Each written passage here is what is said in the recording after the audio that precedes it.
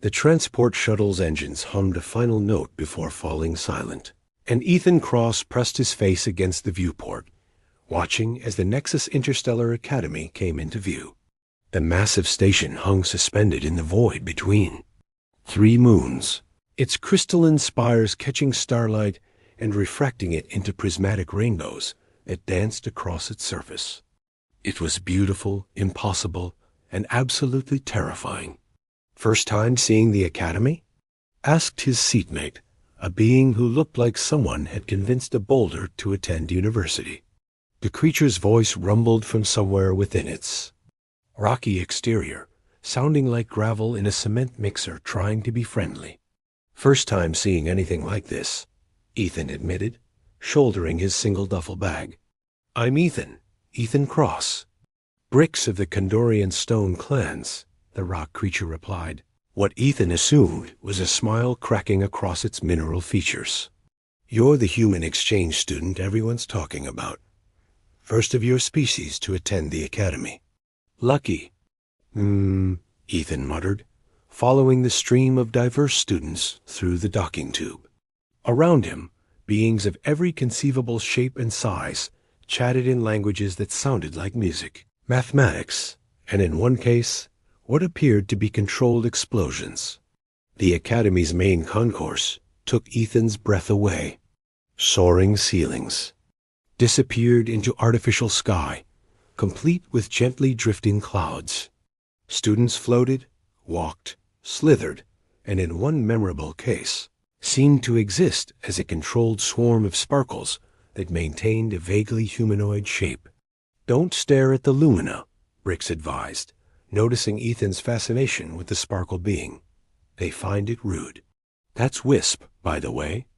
They're in our dormitory cluster." "Our?" Ethan asked.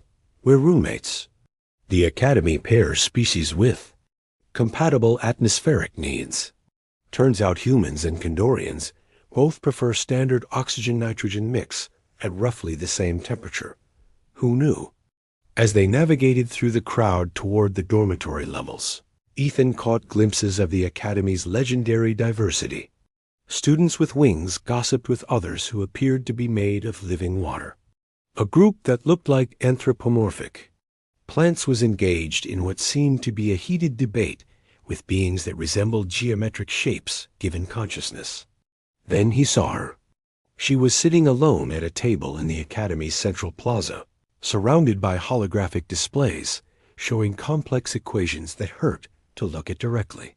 Her skin seemed to shift between colors like oil on water, flowing from deep purple to silver to something that might have been the color of starlight if starlight had a color. Her hair moved as if she were underwater, each strand catching and holding light before releasing it in gentle waves. When she looked up from her work, her eyes met his across the crowded space. Ethan felt something fundamental shift in his understanding of the universe. "That," said Brix, following his gaze, "is Zara Valthus, ethereal class from the Andromeda Spiral.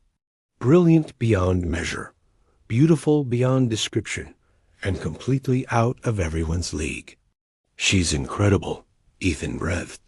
"Also betrothed to some warrior prince from her homeworld," Brix added helpfully. "Knox something. Big ceremony planned after graduation. Very political, very important, very not involving humans." Ethan's heart sank, but he couldn't look away. Zara's attention had returned to her equations, but something in her posture suggested she was aware of his continued staring. Her skin shifted to a warmer golden hue, which Brix informed him usually indicated amusement in her species. "Come on," the rock being said gently. "Let's get you settled. Orientation starts in an hour, and you'll want to review the academic protocols. This place has a way of overwhelming newcomers." Their dormitory turned out to be a suite of rooms arranged around a common area, with environmental controls that could be adjusted for each inhabitant's needs. Ethan's room was surprisingly comfortable, with what appeared to be normal furniture, though he suspected the bed was actually some kind of advanced comfort technology. The Academy tries to make everyone feel at home, Brix explained, settling onto what looked like a pile of heated stones in the common area. Though home gets a bit subjective when you're dealing with 17 different atmospheric requirements and 43 gravitational preferences. Wisp arrived shortly after, materializing as a cloud of golden particles that gradually coalesced into a roughly humanoid form. They communicated through shifts in color and intensity, which a small device translated into heavily accented standard. Galactic. Welcome, new friend Ethan, a translation device chirped. Wisp is excited for learning together time and knowledge-sharing activities.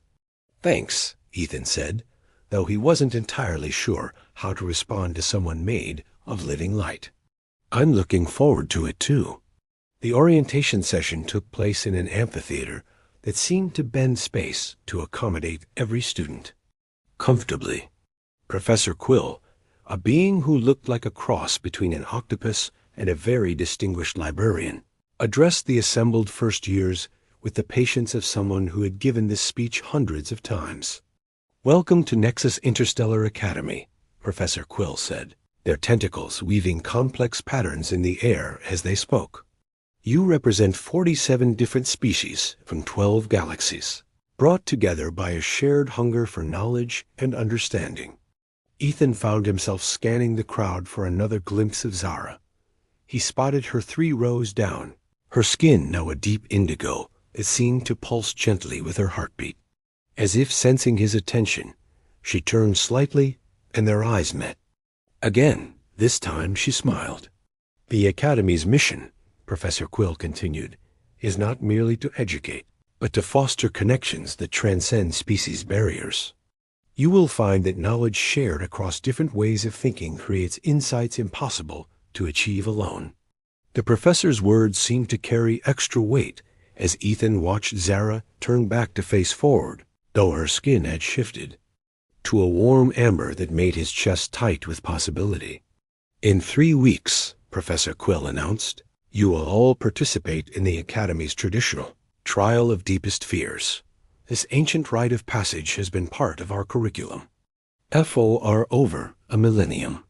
You will face manifestations of your greatest terrors, guided by the Academy's void wraith.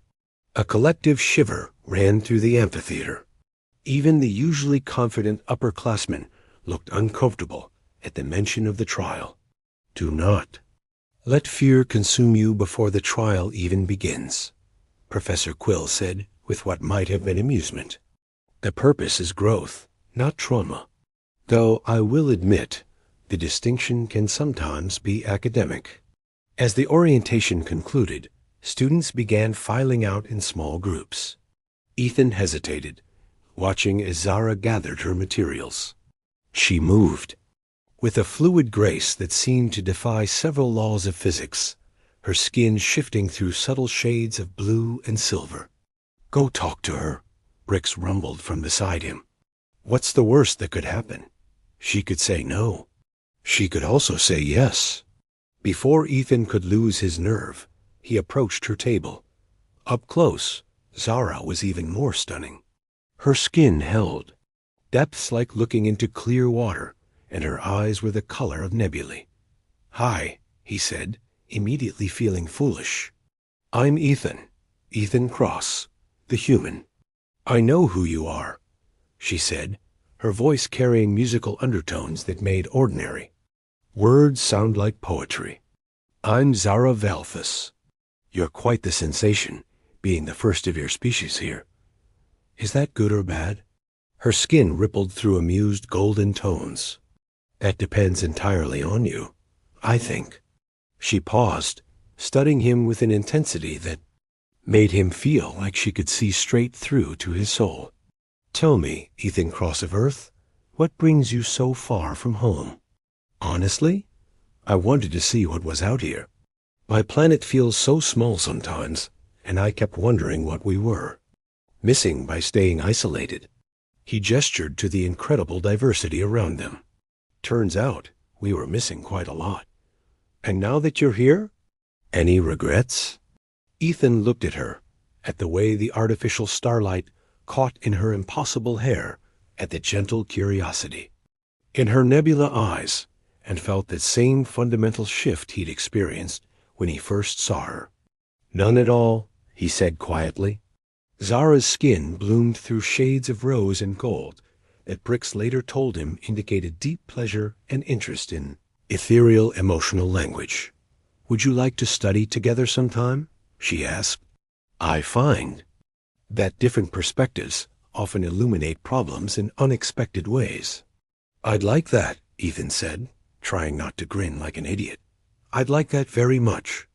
As he walked back to his dormitory with Brix and Wisp, Ethan felt lighter than he had since leaving Earth. The Academy's corridors seemed brighter, the impossible architecture more welcoming, and the future full of possibilities he'd never dared to imagine. He had no idea that in 3 weeks he would face something designed to terrify him beyond reason, or that his reaction would change everything he thought he knew about fear, love, and the connections that bind hearts across the vast darkness between stars. The Academy's vast library existed in a state of controlled chaos that somehow made perfect sense. Holographic texts floated beside ancient stone tablets, while data crystals hummed next to scrolls made from materials Ethan couldn't begin to identify. Students of every conceivable species occupied study pods designed to accommodate their unique needs, creating a symphony of whispered conversations in dozens of languages. Ethan found Zara in the ethereal section, where the lighting had been adjusted to complement her species' natural luminescence. She sat cross-legged on a cushion that seemed to be made of solidified starlight, surrounded by floating texts that pulsed with gentle bioluminescence. Advanced Zen of Psychology? Ethan read from one of the holographic displays as he approached. "That's not exactly light reading." Zara's skin rippled through pleased gold tones as she looked up. "I'm researching fear responses across different species for the upcoming trial. Did you know that the Kandorian stone clans actually experience terror as a form of geological pressure? Bricks might literally crack under stress." "That explains why he's been stress-eating gravel all week," Ethan said, settling onto a nearby cushion. The library had provided one that appeared to be standard human-compatible furniture, though it felt more comfortable than anything he'd ever sat on. Over the past 2 weeks, these study sessions had become the highlight of Ethan's academy experience. What had started as academic collaboration had evolved into something deeper, more intimate. They would spend hours discussing not just their coursework, but their worlds, their dreams, their fears about the upcoming trial. "What does your research say about human fear responses?" Ethan asked, though he suspected he already knew the answer. Zara's expression grew thoughtful, her skin shifting to contemplative silver. "That's actually puzzling me. Most species have very predictable fear patterns, based on evolutionary survival mechanisms. But humans—" She gestured to a complex chart floating between them. "Your fear responses are chaotic, unpredictable, and often completely divorced from actual survival needs." "We're weird that way," Ethan agreed. "We can be terrified of speaking in public, but perfectly calm in life-threatening situations. Or vice versa." "Exactly. The Void Wraith feeds on psychological terror by manifesting each being's deepest fears. But human fears are so varied and often so abstract that I can't predict what it might show you." Her skin flickered with worry patterns of deep blue and violet. "That concerns me." The way she said it, with such genuine care in her voice, made Ethan's heart race. These past 2 weeks, he'd found himself looking forward to her concern, her laughter, the way her skin lit up when she was excited about a new discovery. He'd also tried very hard not to think about the golden band around her wrist that marked her as betrothed. "Hey," he said softly, reaching out to almost but not quite touch her hand. "I'll be fine. Besides, maybe being unpredictable is an advantage." Zara's Skin bloomed warm gold at his near touch, and for a moment the air between them crackled with unspoken possibility. Then, as always, the moment passed, and she withdrew slightly. "Tell me about your betrothal," Ethan found himself saying before he could stop himself. Zara's luminescence dimmed, cycling through muted grays and blues. "It's complicated. Most important things are." She was quiet for so long that Ethan thought she wouldn't answer. When she finally spoke, her voice was barely audible above the library's ambient hum. "Nox Therian is a good male. Strong, honorable, from a prestigious clan that has allied with my family for generations. Our union would strengthen both our houses and bring stability to our home system." The words sounded rehearsed, like something she'd been told so many times she'd memorized it. "That sounds very practical," Ethan said carefully. "Yes, practical." Zara's skin flickered with something that looked like sadness. "My people believe that love is a luxury that individuals cannot afford when entire civilizations depend on strategic alliances. What do you believe?" She looked at him then, really looked at him, and her skin cycled through colors he'd never seen before. Deep purples shot through with silver, like a nebula being born. "I believe," she said quietly, "that some connections transcend political necessity. And I believe that's exactly what makes them dangerous." Before Ethan could respond, a shadow fell across their study area. They both looked up to see Professor Quill approaching, their tentacles weaving complex patterns that Ethan had learned indicated serious business. "Miss Velthus, Mr. Cross," the professor said, their translated voice carrying undertones of urgency. "I need to speak with you about the upcoming trials." They followed Professor Quill to a private consultation chamber, one of the many spaces the Academy used for sensitive discussions. The walls here could adapt their opacity and acoustic properties, creating perfect privacy. "The trial schedule has been accelerated," Professor Quill announced without preamble. "We've received word that several family representatives will be arriving early to observe the proceedings. Miss Velthus, your intended has requested permission to witness your trial." Zara's skin went completely white, then began cycling rapidly through agitated patterns of red and orange. "Nox is coming here?" "When?" "His transport arrives tomorrow. The trials will begin the day after." Professor Quill's attention turned to Ethan. "Mr. Cross, I must warn you that your participation has generated considerable interest among the Academy's governing board. As the first human to undergo the trial, your experience will be closely monitored and documented." "No pressure," Ethan muttered. "Indeed.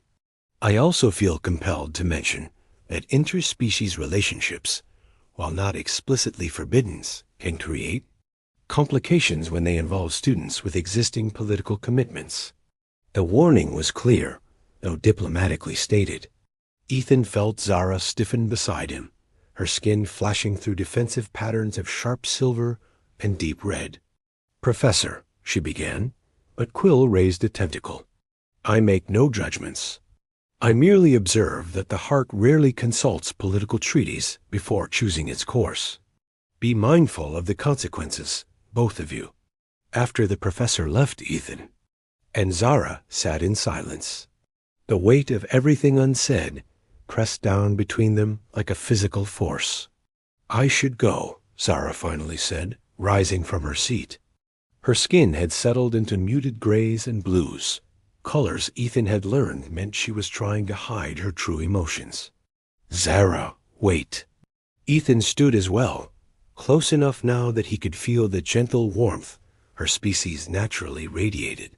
"Whatever happens with the trial, whatever happens when Nox arrives, I want you to know that these past 2 weeks have been—" "Don't," she whispered, her skin flickering between gold and silver. "Please don't make this harder than it already." Make what harder? Being honest about what's happening between us?" She turned to face him fully, and in her nebula-colored eyes, he saw his own feelings reflected back at him. "I am betrothed, Ethan. I have duties, responsibilities that extend far beyond my personal desires. And what about what you want? What? About what makes you happy? Zara's skin bloomed through brilliant golds and roses, more vibrant than he'd ever seen, before dimming back to defensive silver. What I want doesn't matter. What makes me happy is irrelevant. That's not true. Isn't it? Her voice carried a note of desperate sadness. My people's survival may depend on the alliance my marriage creates. How can I weigh my happiness against the welfare of entire worlds? Ethan wanted to argue, to tell her that there had to be another way, that love was worth fighting for. But the pain in her voice stopped him.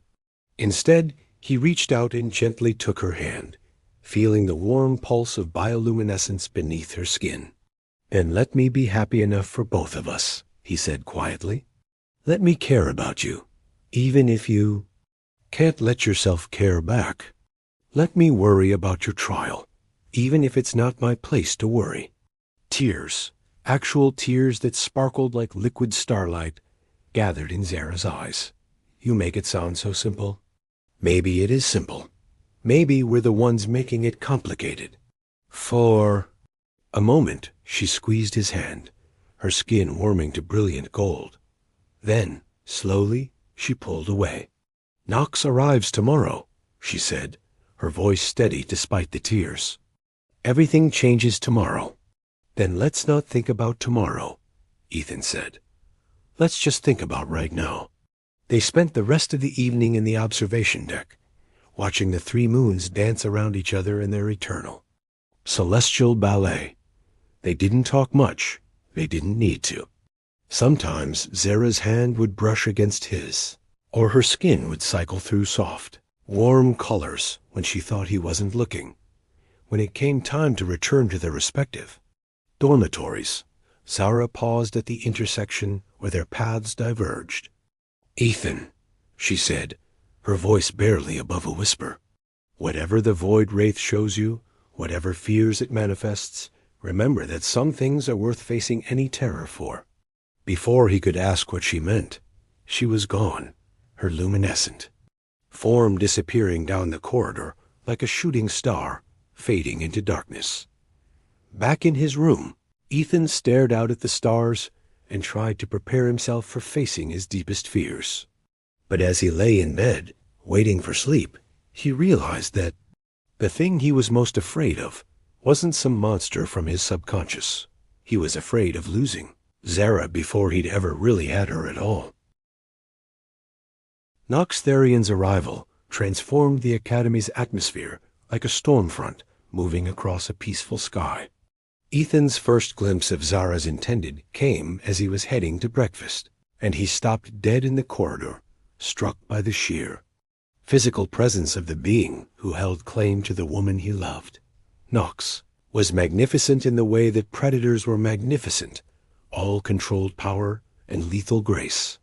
His species shared some characteristics with Zara's, but where her skin shifted through gentle colors like watercolors, bleeding into each other, his remained a constant deep crimson shot through with veins of gold that pulsed with his heartbeat. He stood nearly 7 feet tall, his form more solid and imposing than Zara's ethereal beauty. When he moved, it was with the fluid confidence of someone who had never doubted his place in the universe. "So you're the human," Nox said, his voice carrying the kind of authority that expected immediate attention. He had approached Ethan in the main concourse, flanked by 2 equally impressive members of his personal guard. "Ethan Cross," Ethan replied, extending his hand in the universal gesture of greeting. "You must be Nox." The crimson being studied Ethan's offered hand for a moment before clasping it briefly. His grip was firm without being crushing, the restraint of someone who knew exactly how much force they possessed. "I am Nox Therian, heir to the stellar throne of Valthara, betrothed to Zara Valthus." Each title was delivered with the precision of a formal announcement. "I'm told you've been studying with her." There was something in the way he said, "studying," that made it clear He knew exactly what had been developing between them. Ethan felt his spine straighten, some primitive part of his brain recognizing a territorial challenge. The Academy encourages collaborative learning across species barriers, Ethan said carefully. Indeed it does. Knox's golden veins pulsed slightly brighter. I look forward to observing how humans handle the trial of deepest fears. I'm told your species has quite unique psychological responses. Before Ethan could respond, Zara appeared at the far end of the concourse. She moved toward them with careful, measured steps, her skin cycling through complex patterns of silver and blue that Ethan had learned meant she was fighting to control strong emotions. "Knox," she said, offering a formal bow that somehow managed to be both respectful and distant. "Your arrival honors the Academy." "Beloved," Knox replied, and the way he said it made Ethan's chest tight with something that felt dangerously close to jealousy. "You look radiant. Academy life agrees with you." Zara's skin flickered briefly toward gold before settling back into neutral silver. "I have learned much here?"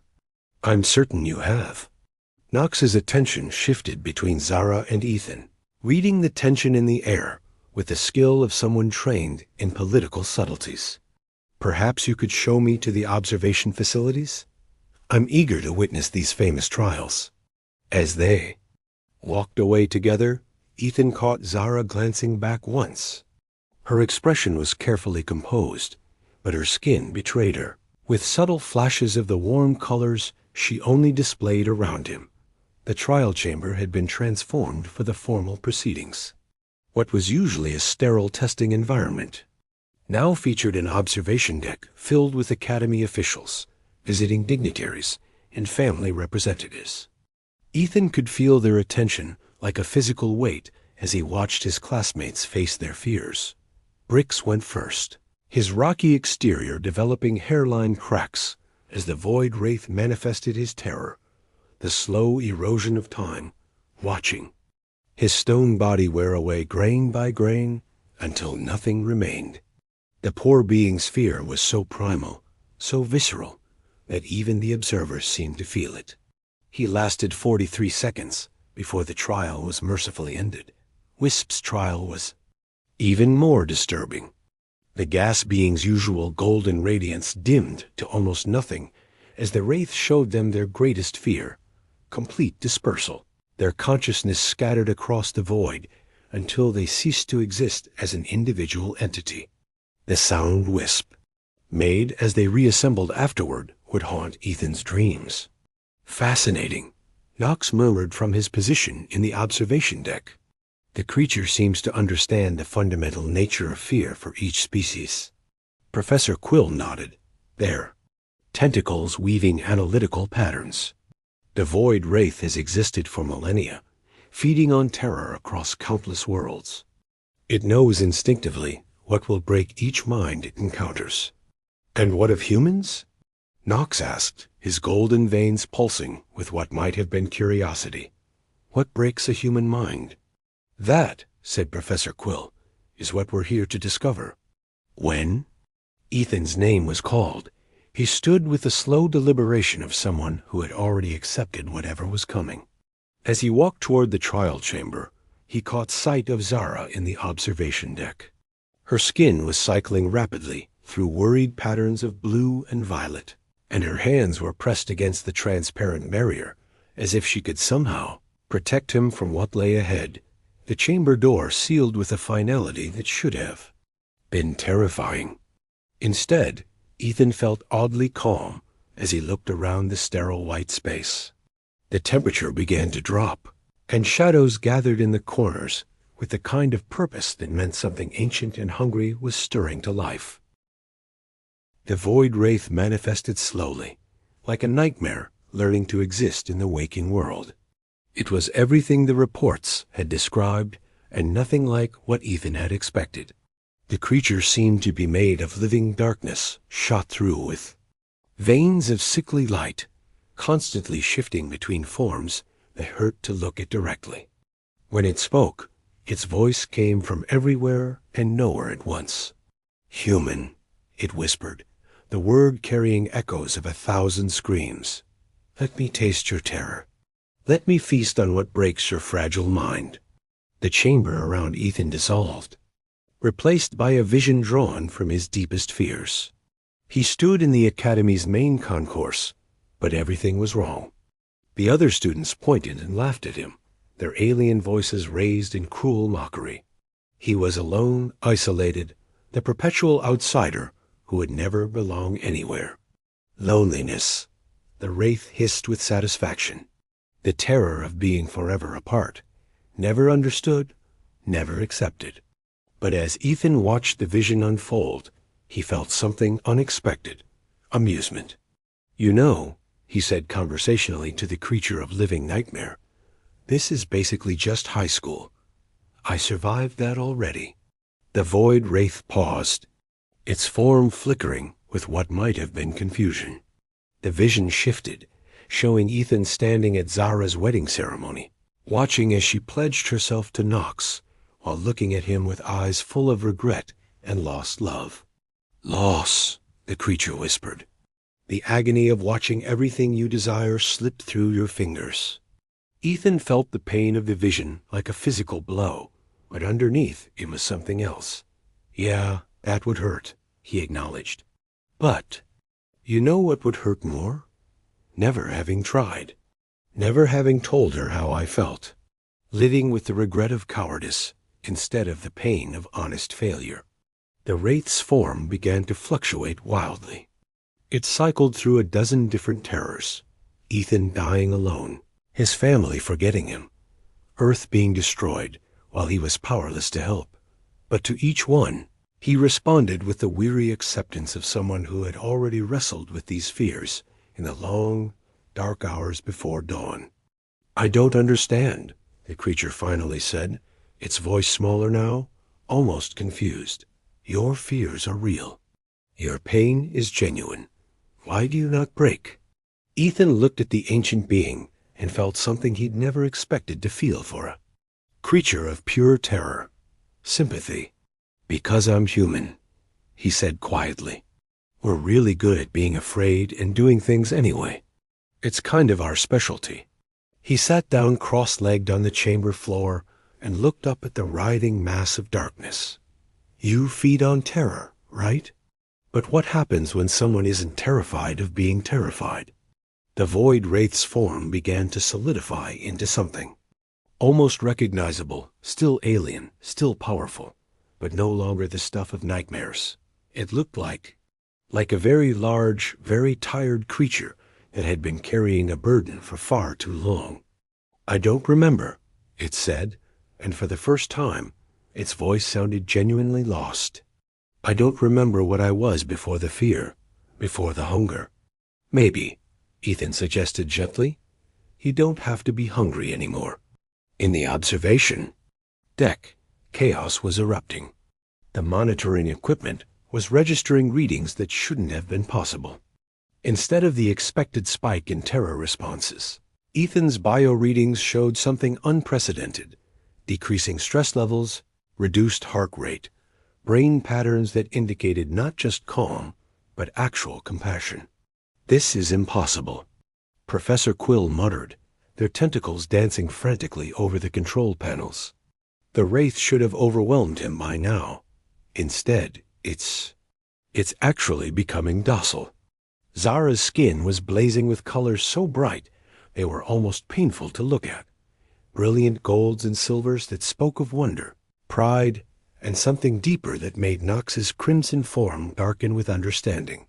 "Extraordinary," Knox said, quietly, his voice carrying a note of something that might have been respect. "He's not conquering his fears. He's accepting them." Through the chamber's viewing portal, they could see Ethan sitting calmly while the void wraith, no longer a creature of pure terror, but something almost gentle, settled beside him like a cosmic pet seeking comfort. "The trial is over," Professor Quill announced, though they sounded uncertain about the protocol for a situation that had never occurred in the Academy's 1,000-year history. When the chamber door opened, Ethan emerged looking peaceful rather than traumatized. The void wraith followed him to the threshold, its form now more curious than threatening, before retreating back into the shadows with what sounded almost like a grateful whisper. The observation deck was silent as Ethan made his way up to join the others. When he reached Zara, her skin was cycling through every color in her species' emotional spectrum, settling finally on the deep, warm gold that meant love and wonder and pride all mixed together. "How?" she whispered. "Fear isn't the opposite of courage," Ethan said, his eyes never leaving hers. "Fear is just fear. What matters is what you do while you're afraid." Knox stepped forward, his imposing presence somehow less intimidating than before. "That was remarkable. I have never seen anything like it." "Neither have we," Professor Quill agreed, still studying their instruments with fascination. "Mr. Cross, you may have just revolutionized our understanding of fear-based psychology." But Ethan barely heard them. He was looking at Zara, at the way her skin blazed with emotions she was no longer trying to hide, at the tears of liquid starlight gathering in her nebula-colored eyes. "Ethan," she whispered, and in that single word was everything they had been too afraid to say. The moment stretched between them, fragile and perfect, and balanced on the edge of transformation. Around them, the Academy's observers watched in fascination as two beings from different worlds stood on the threshold of changing everything. And in the depths of the trial chamber, the void wraith settled into peaceful sleep for the first time. In millennia, no longer hungry, no longer afraid, dreaming perhaps of what it might become now that someone had shown it that fear and compassion could coexist in the same heart. The universe, it seemed, was full of possibilities that no one had dared to imagine.